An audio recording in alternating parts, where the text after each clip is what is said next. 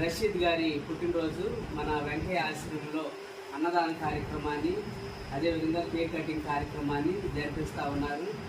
Sir ఈ ఆశ్రమానికి ప్రతి వారంలో ఆశ్రమానికి అయ్యే కూరగాయలు సారే మరి ముసలోళ్ళ కోసం పంపిస్తూ ఉన్నారు.